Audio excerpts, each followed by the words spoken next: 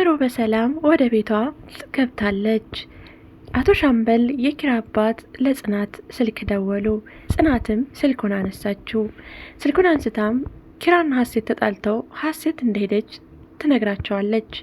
ሰላም ጤና ይስጥልኝ ውድና የተከበራችሁ የቻናል ቤተሰቦች በያላችሁበት ዓለም ዳርቻ ሰላማችሁ ብዝት ተረፍ ይበል። ለዚህ ቻናል አዲስ የሆናችሁ ላይክ፣ ሰብስክራይብ፣ ሼር እያደረጋችሁ ቤተሰብ እንድትሆኑ በአክብሮት እጠይቃለሁ። ምሩ ከሆስፒታል ወደ ቤቷ ስትገባ ኪራም ወደ ናሆም ቤት ይሄዳል። እዛ ሲሄድም ናሆምና ምሩ ቁጭ ብለው ያገኛቸዋል። ከዛም እነ ምሩ እየተጫወቱ ትስቃለች። አያንቺ ሀመመኝታ ያለሽ እንጂ አሁን ናሆምን ስታገኝ ትስቃለሽ ይላታል። እኔ እኮ መድኃኒቷ ነኝ፣ እኔ ያለሁ ምንም አትሆንም፣ እኔ ኢናዳም የቤት ስሜ እኮ ጭናዳም ብለው ይለዋል። ለምን ዳማከሴ አይሻልም ወይም የምች መድኃኒት ለምን አይሻልም እየተባባሉ ይቀላለዳሉ። ከዛ ምሩም እኔ ማረፍ ፈልጋለሁ ትንሽ አለፍ ልበል ብላ ወደ መኝታ ክላሷ ትገባለች። ከዛ ኪራም ከኪሱ የያዘውን ደብዳቤ ሀሴት ባለፈው አስቀምጣ ነበር ደብዳቤ ጽፋለት ማለት ነው። ያን ደብዳቤ ከኪሱ ያወጣና ያነበዋል። አንበቦትም በጣም አዘነ፣ በጣም ተበሳጨ። ደብዳቤውም እንግዲህ ሀሴት ነበረች የጻፈችው፣ ጽፋ አስቀምጣው የሄደችው ማለት ነው። እሱንም የጻፈችው ምንድን ነው ሚኪን ሁላ የሚኪ ስራ እንደሆነ፣ ባለፈውም ጽናትና ሚኪ አንድ ጋር ተኝተው አይቷቸው ነበር ኪራ ከቤት ለቆ ወጣው ማለት ነው። ይህ ግን ሁላ የተደረገው ጽናትን ጾታዊ ትንኮሳ ለማድረግ ፈልጎ ማለት ነው። መድኃኒትና ወይም ማደንዘዣ የሚያስተኛ ይሰጣታል። እንዲህ በውሃ በምትጠጣ ውሃ ውስጥ እንድታረግላት ሀሴትን አስገድዳት። ሀሴት ነበረች የጨመረችው። ሀሴትም በእኔ ላይ የደረሰው በጽናት ላይ ደርስም በማለት ለሱም ትንሽ አስቀርታ የሚጠጣ ውሃ ላርጋለት ነበርና ሁለቱም ራሳቸውን ስተው ወድቀው ነበረ ኪራ ያያቸው ማለት ነው። ኪራ ግን የገመተው ሁለቱም አብረው እንዳደሩ ነበረ። ግን ነገሩ እንዲህ ነው። ሁለቱም በመድኃኒት ደንዝዘው ነበር አንድ አልጋ ላይ ተኝተው ያደሩት። ታዲያ ኪራ ይህን ደብዳቤ ካነበበ በኋላ ምንም አልተነፈሰም፣ ወይንም ለማንም ሳይናገር ቀጥታ ወደ ናሆሜ ደውሎ ከናሆሜ ጋር አንድ ካፌ ላይ መገናኘት ነበር የፈለገው። ከዛም ለናሆሜ ደውሎ ካፌ እንገናኝ አለው። ኪራና ናሆምም እዛ ተቀጣጠሩበት ካፌ ተገናኙ። እዛ ከተገናኙ በኋላም ያለውን ነገር ይህን ሁሉ ሴራ እንደዚህ እንዳደረገ ሚኪ እንደሆነ ለናሆም ይነግረዋል። ናሆም ግን በፍጹም ሊያምንም ማመን ያቃተው፣ ሊያምን አልቻለም።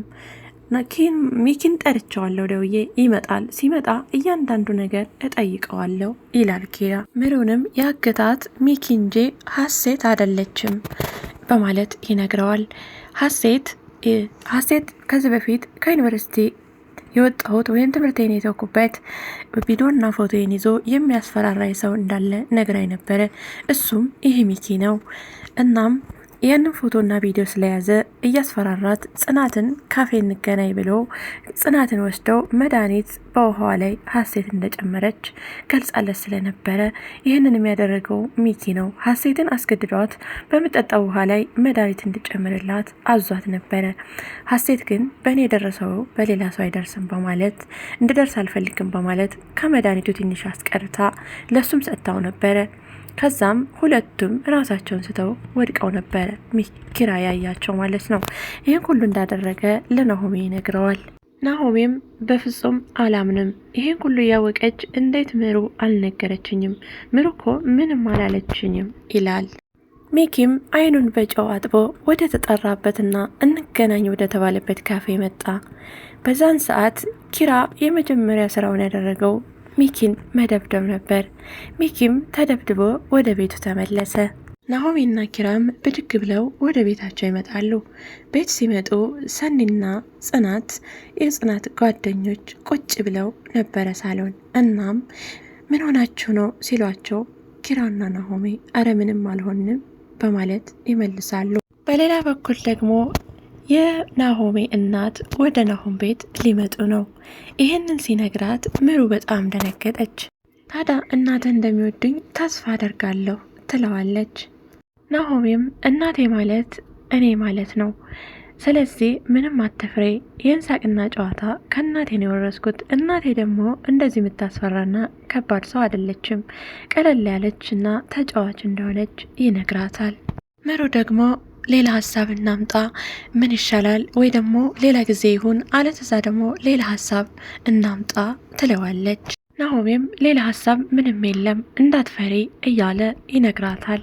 እንደዚህ የምትፈሪ ከሆነና አልታወቅም ካልሽ ደግሞ ሌላ ቆንጅዬ አመጣና አንቺም በሰራተኝነት አስተዋውቅሻለሁ ይላታል።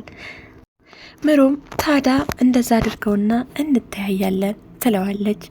ናሆሜም እንደውም ቆንጆ ፊትና ቆንጆ እግር ያላት ነው የማመጣው፣ እንደውም ቆንጆ ፊት አልፈልግም ቆንጆ እግር ያላት ነው የማመጣው ትለዋለች ይላታል። ከዛም ምሩ ደግሞ ይህን እግርስ ምን ይወጣልታል ብላ እግሯን ታሳየዋለች። ምንም አይወጣለትም ለመራመጃ አሪፍ ነው እያለ ይቀልድባታል። ከዛም እንደዛ እያሉ ይጨዋወታሉ። ጽናት ታዲያ አሁንም በጣም ተወዛግባና ግራ ተጋብታለች። የኪራን ህይወት ለማቅናት ጎንበስ ቀና ስትል የእሷን ህይወት ውዝግብግብ እያለና የእሷ ህይወት ግራ እየገባው እንደሆነ ይገባታል። ግራም ተጋብታለች፣ ጨንቋታለም። ጽናትም ካፌ እንኳን ለምን እንደተጠራች የምታውቀው ነገር የለም። ኪራ ደግሞ ሀሴት ሁሉንም ነገር ነግራኛለች ይላል። አንቺ እኮ ምንም ማታቂና ምንም ማጠረጥሬ ነሽ። ሰው ማመን ግን መቼ ነው የምታቆሚው? ያን ቀን ከሚኪ ጋር ተኝታችሁ አግኝቻችሁ ነበረ። ለዛ ነው እኔ ከቤት የወጣሁት።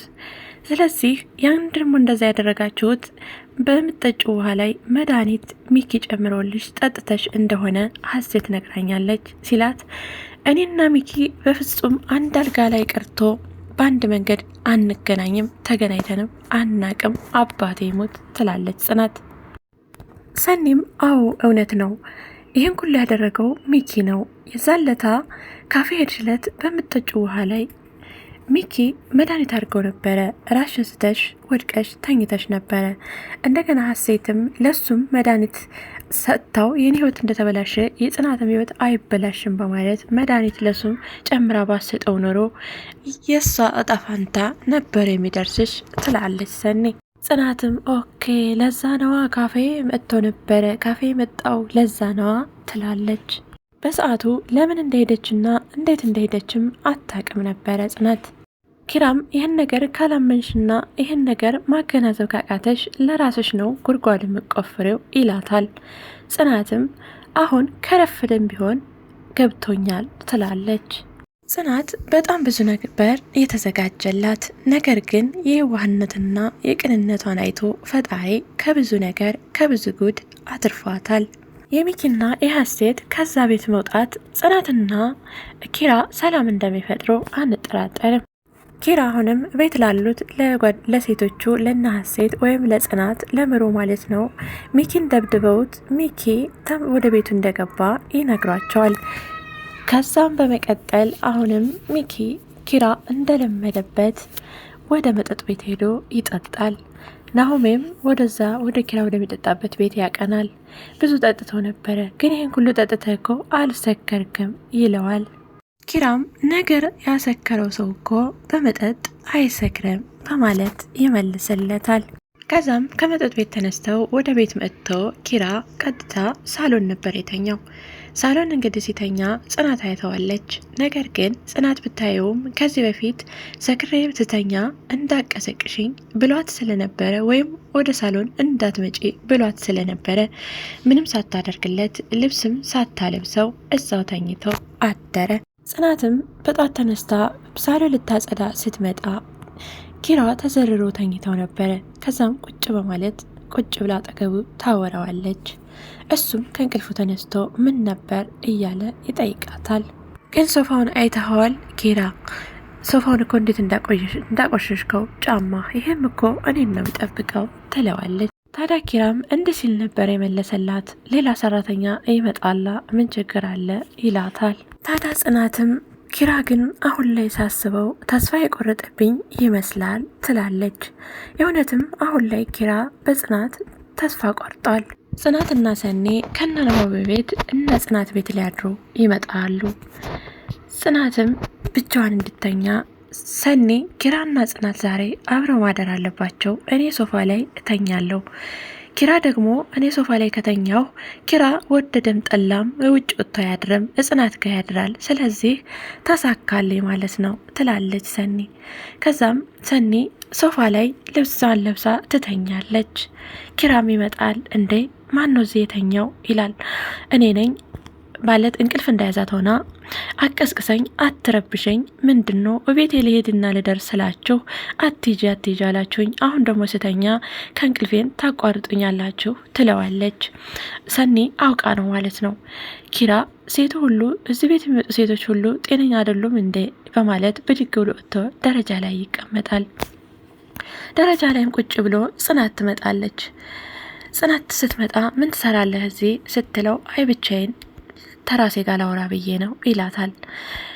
አሁን ግቢና ተኝ ሲላት እሺ ሰናይትስ የት ሄደች ስትለው ሳሎን ተኝታለች ይላታል።